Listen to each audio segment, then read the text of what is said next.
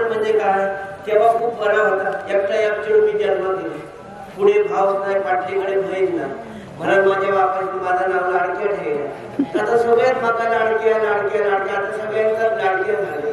पण काय झालं, मी जेव्हा मोठा झालो तेव्हा लोक मला सांगायला तू परत ये जन्म गेलंच ना, तेव्हा म्हणतो तुझं बापू नाक सुटून राहिलो. किती आहे म्हटला तर त्याला चिडू नको वय होता, कारण त्याला झील होईल होतो. आता चिडू नको तर आता मी तरी काय करतो, मी या जन्म गेले आणि सगळ्यांच्या आता सगळ्यांना झील होईल.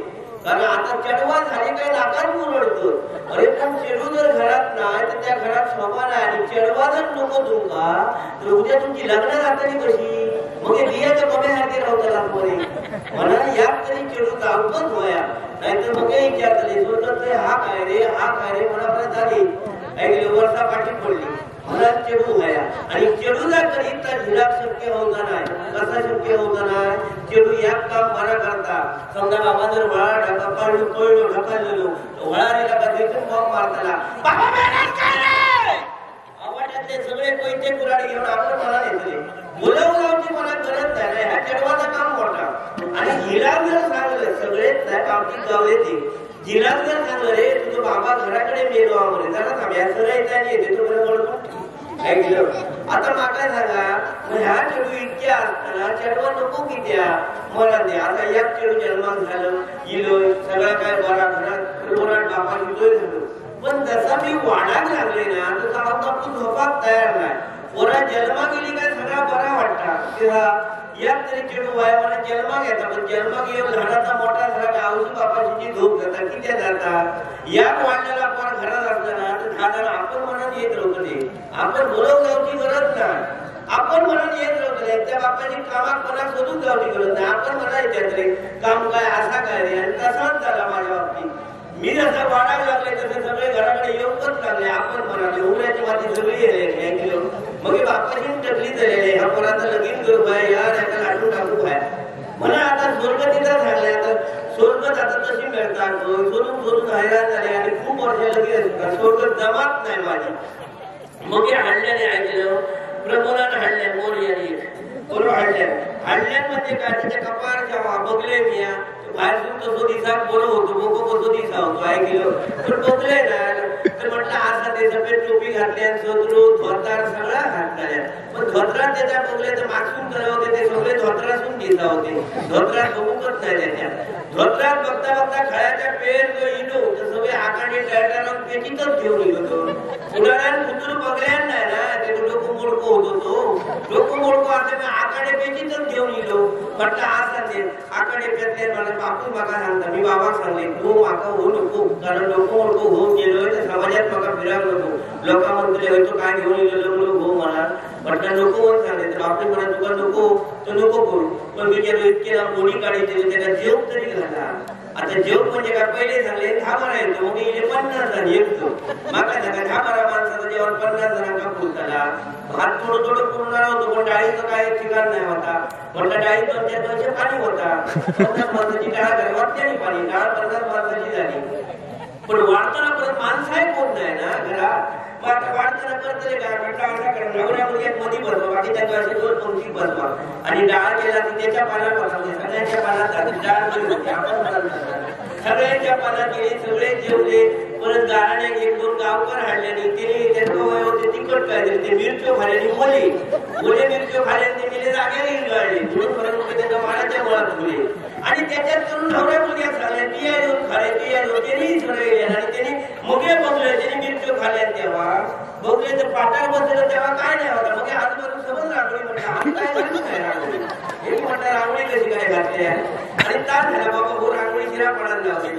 म्हटलं आता करतो का असा नसेल तो माझ्याकडे भूक लागलो आणि खरोखरच सांगते माझ्याकडे भूक लागलो म्हणजे उगीच ना त्याला घातला होते तुमचा पण उघडा पडला तो इतके लेखना होते. आता या खताचा खातो आणि खत आमचा खाता शिरा पडला आणि त्याच्यानं असल्यामुळे असा नसा भूक लागलो. थोडं गेलो आणि उठाण उभं राहिलो तर म्हटलं तिथे माका बघू उभं राहिलो काय काय तर नाही पण तू सारखं करता झाडता म्हटलं पण तो झाडता घेत्या. मग हे लक्षात दिला आम्ही जवान वाढल्याचा खळ्यात वाढला. खळ्यात वाढल्यामुळे काय झाला हे पण होतो शेतात खेळतो तुम्ही लोक ध्यान राहते आता ढेपेचा कसा मुगी जागेवर नाही करत झोपलो पुढे गेलो काय युट्यूब चालू केले ह्याचा तसा झाला जागेवर बसून ह्याचा युट्यूब चालू केले ह्याच्यावर बोर्ड लागायला तयार नाही उठलो आणि बसून गेलो आणि वाडाच्या वर धरून बाहेर काढल्या झाले झाले तर डोकं नेसना अडकलो नेसना सुटला काय बघतो मग गेलो बाहेर झालो तो गेलो बोलत काय येलो ना मग आता म्हटलं दुसरो कोण हाडतो तर दुसरो हाडले ना आमच्या रावजी गरबन हाडल्या बोलो होतो कपाळ काय नाही होता आता काय करतो रावजी गरबन हाडतो भाऊ म्हणून गेला काय केलं रावजी गरबन याद करा आता भाऊ हाडताना बरोबर हाडतो आपले हलकूच हाडतो हाडले पण त्याच्या कपाळ काय नाही केलं मला ते म्हटलं पण करून याच लक्षात ठेवा ते भाऊ कोणी इलो तर कोणी बोलू नको खरोखरच भाग्यवान त्याला कुणी लोकांना तेव्हा कारण टकलेर केस नसलो भोग होतो कोणा गेलो तो म्हणायचो नाही टकलेर केस नसलो भोग केला तर पहिला घरात आधी पाणी कमी लागतं पाणी कमी म्हणजे कसं आता एक आधी पाणी घालताना कठीण झाला समजा टकलेर केस नसलो भोग असलो आणि तो जर घाव गेलो तर पाणी कसं कमी लागतं घासकर वाटण्याचा भास्कर झाली येतात या पहिला झाला दुसरो फायदो करतो घरात दिवसभर आपला बसन कंटाळा येतात काम करून करून इळं घालून चालत नाही टकले केस भाऊ घरात असतो तर बोलून वर द्यायला घ्यायचा घाटी बसत त्याचा एक रुपये आपल्याला देखील हो दुसरो फायदो तिसरो फायदा करतो समजा लगीन झाल्यानंतर पोराही जातली असली पोरा झाली तर ही गजर तुमची काय केलं आणि म्हणूनच गजर तुमची घरात पोरा कराय खेळाची गावाचीच नाही मला टकले केस नसतो भाऊ घरात असतो तर गजर तुमची घरात पोरांच्या मुळीच बाहेर पाठवू नको घरातच गजर तुम्ही दोन ठेवे दिला ते सोडायचे पोरांचा बसेच राहायचा काय केलं आणि चौथा फायदा होतो समजा पळपळ हाती नाही घालून चपाती राखून जाऊ मी म्हटलं ह्याच्यात आम्हाला लगीन करतोय झाला सगळा ठरला लगीन झाला घरात गेलोय सगळे हांडे खुर्चे बघलोय तर सगळा घर बनलेला होता लग्नाचे 2 दिवस पाठी पडले आणि सगळेजण येतं कोण आपले खुर्ची वाढतात हांडे वाढतात घर मोकळा केले घरात काही येतात एकाच पंत नाही गेलो मोहित्याचं घोडा आणि पंतनातो आमला केळी पंच्या घडाची तो विचार देणारं बाजू वाटला त्याचा मोठेपण तसा ह्या घरात आणून ठेवल्याने आपला मोठेपण दाखवल्या मला नाही म्हटलं तरी पण घर मोकळा झाले ते घो बोलो असतात घो बोलो करतो 2-3 दिवस झाले नागपंचमी येऊन येतो नागोबा घरात होतो एका घेऊची सवय होती ही माका माहिती नाही पण मी डुलत तिथे येलो नागोबा सारखं डुलत येलो आता म्हटलं काय करतो नशिबा घ्या सुटकाण पडला माझ्या आता फक्त भाडकून दिसले बरे पण